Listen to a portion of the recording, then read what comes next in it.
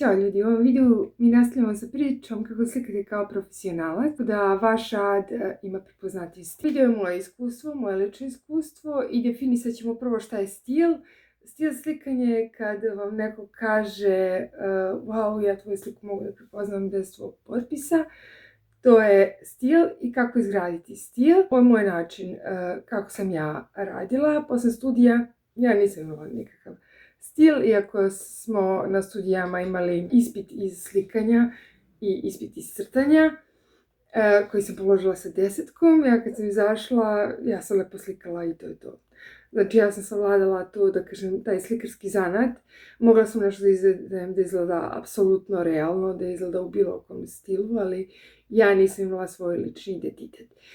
I onda sam prošla kroz fazu koja se zove kopiranje drugih umetnika, koju savjetujem svim umetnicima da prođe kroz tu fazu. Znači uzimate iz istorije umetnosti umetnike čije radove stvarno volite, čijim radovima se divite, čije radove možete gledati u beskonačnost.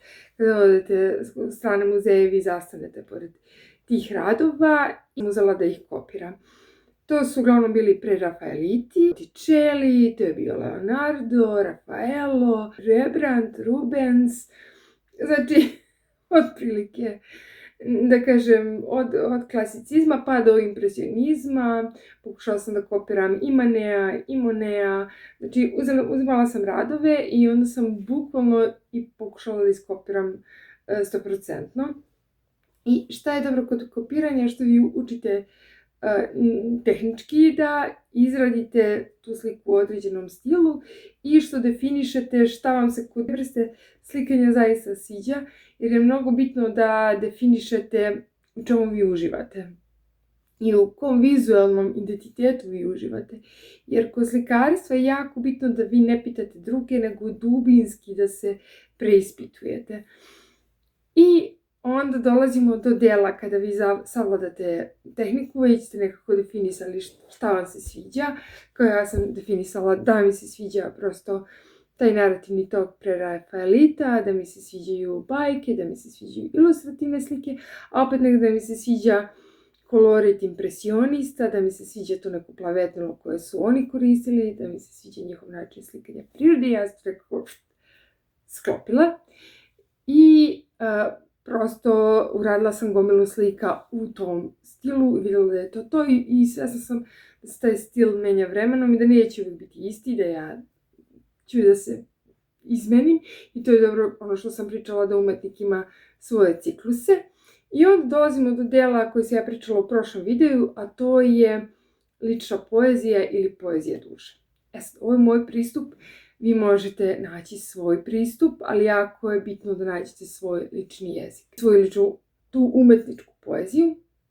Moj pristup je, ja sam bila u raznim downima, u raznim periodima kada sam imala i depresiju i veliku količinu stresa i u svim tim downovima meni slikarstvo lečilo tako što ja opišem moj problem u simbolima i naslikam tu crnu mračnu sliku, pokazat ću i ovdje negdje. Znači, ja sam imala svoj depra period i te slike koje su nastale ne planiram ni da poklanjam, ni da prodajem, znači i da kačem na zid možda. One stoje onako okrenute uza zid i ja sam tu naslikala svoje tamne strane.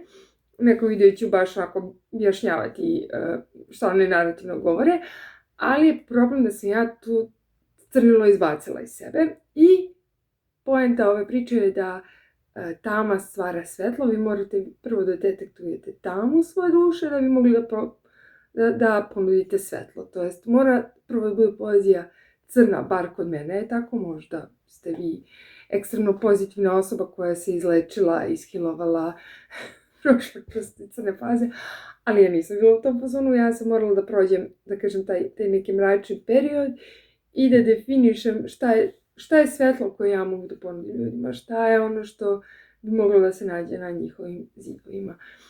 To je neki bio moj ciklus da sam ja detektovala i jako bitno se preispitujete to neko unutrašnje dijete u sebi, da li se njemu sviđa ta slika, jer odrasle osobe imaju to ubeđenje, pogotovo u modernom slikarstvu dosta je toga onako salesman, što kaže marketing, i lažete sebe istinski, dubinski vaše dijete se ne raduje toj slici. A jako je bitno, bar u mom slikarstvu, da se ona mala Jasmina, koja nekad ima 6 godina, da stane sad ispred moje slike, da li bi rekla wow, da li bi rekla to jaja, da li bi rekla ovo je gotivno ili ovo je sranje. Znači, taj nivo iskrenosti prema sebi. Savjet, ne slušajte okolinu, ne slušajte druge.